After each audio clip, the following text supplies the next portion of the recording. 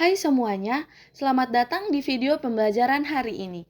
Kali ini kita akan membahas topik penting dalam dunia bisnis, yaitu memahami konsep produk. Apa sih sebenarnya perbedaan antara kebutuhan dan keinginan dalam konteks bisnis? Yuk kita pelajari bersama. Kebutuhan adalah sesuatu yang harus dipenuhi agar kita bisa bertahan hidup, seperti makanan, air, dan tempat tinggal. Sementara itu, keinginan adalah sesuatu yang ingin kita miliki untuk menambah kenyamanan atau gaya hidup, misalnya smartphone terbaru atau pakaian bermerek. Dengan memahami perbedaan ini, pelaku bisnis bisa lebih tepat dalam menawarkan produk sesuai target pasar. Paham bukan? Nah, setelah memahami perbedaan antara kebutuhan dan keinginan, sekarang kita masuk ke bagian penting lainnya, yaitu pengertian produk. Produk adalah segala sesuatu yang ditawarkan ke pasar untuk memenuhi kebutuhan atau kepuasan konsumen. Artinya, produk bisa berupa barang nyata seperti makanan, pakaian, atau alat elektronik, dan juga bisa berupa jasa seperti potong rambut, transportasi online, atau layanan konsultasi. Intinya, selama sesuatu itu bisa ditawarkan kepada konsumen dan mampu memberikan manfaat baik secara fungsional maupun emosional, maka itu bisa disebut sebagai produk. Selanjutnya, produk dalam dunia bisnis dibagi menjadi dua, yaitu produk barang dan produk jasa. Produk barang adalah produk yang bisa kita lihat dan sentuh, contohnya roti, sepatu, atau handphone. Barang ini berwujud secara fisik dan bisa dimiliki.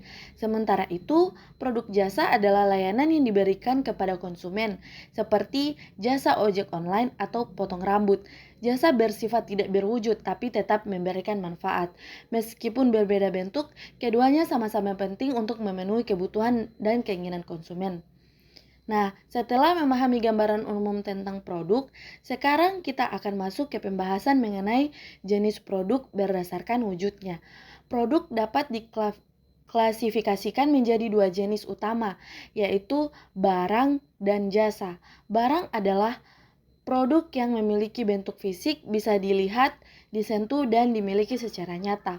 Contoh dari barang ini sangat mudah kita temui dalam kehidupan sehari-hari, seperti pakaian, mobil, peralatan rumah tangga, dan buku. Sementara itu, jasa merupakan produk yang tidak berwujud secara fisik. Meskipun tidak bisa disentuh atau dimiliki seperti barang, jasa tetap memberikan manfaat besar bagi konsumen. Contohnya adalah layanan transportasi, pendidikan, hingga perbankan. Selanjutnya kita akan membahas jenis produk berdasarkan tujuan penggunaannya. Secara umum, produk dibedakan menjadi dua kategori utama, yaitu produk konsumsi dan produk industri. Produk konsumsi adalah produk yang digunakan langsung oleh konsumen untuk memenuhi kebutuhan sehari-hari. Produk ini tidak mengalami proses produksi lebih lanjut dan langsung dikonsumsi atau digunakan. Contohnya, makanan, minuman, kosmetik, pakaian, dan perlengkapan rumah tangga lainnya. Sedangkan produk industri digunakan dalam proses produksi atau operasional perusahaan lain. Produk ini biasanya tidak dikonsumsi secara langsung oleh konsumen akhir, melainkan menjadi bagian dari proses untuk menghasilkan produk lain.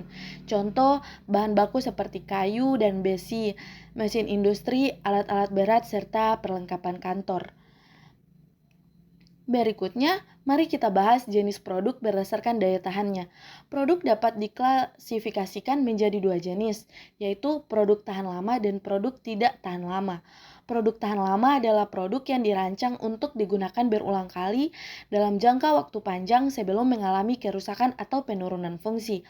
Produk jenis ini biasanya bernilai tinggi dan digunakan dalam aktivitas sehari-hari secara terus-menerus. Contoh seperti elektronik, TV dan laptop, mobil, serta furnitur seperti meja dan lemari. Sementara itu, produk tidak tahan lama merupakan produk yang cepat habis atau rusak setelah digunakan dalam waktu singkat. Umumnya, produk ini digunakan sekali atau dalam jangka waktu terbatas.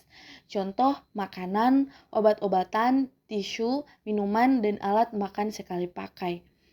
Nah, ternyata produk nggak cuma berhenti sampai di situ aja loh. Ada satu lapisan lagi yang justru bikin pengalaman kita sebagai konsumen jadi lebih maksimal. Yuk kita bahas. yaitu ada tingkatan produk. Contohnya smartphone. Dalam pemasaran, produk dibagi menjadi 3 tingkatan utama. Yang pertama ada produk inti atau core product. Ini adalah manfaat utama yang dicari konsumen. Pada smartphone, produk intinya adalah kemampuan berkomunikasi dan mengakses informasi. Yang kedua ada produk aktual.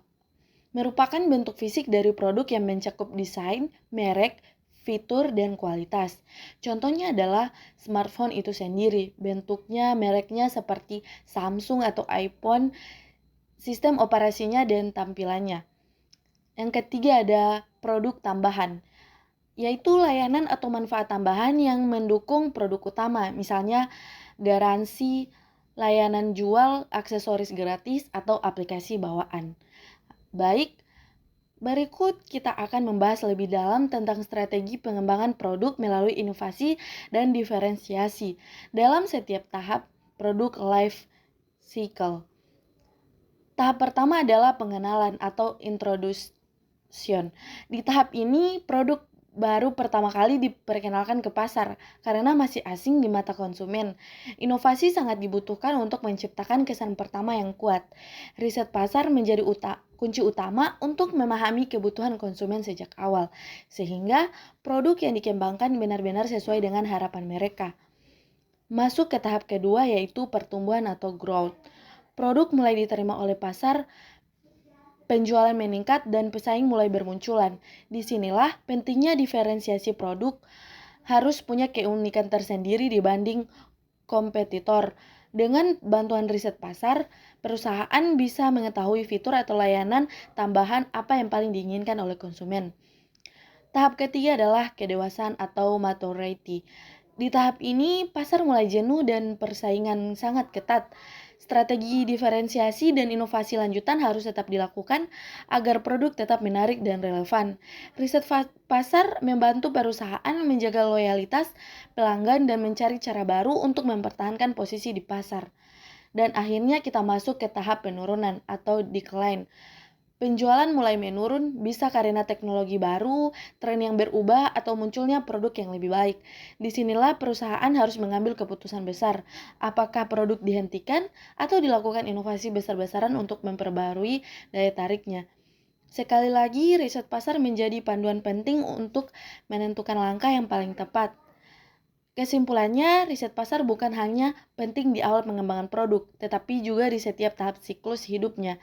Dengan strategi inovasi dan diferensiasi yang tepat, sebuah produk bisa bertahan, tumbuh, dan tetap bersaing dalam jangka panjang. Anjir.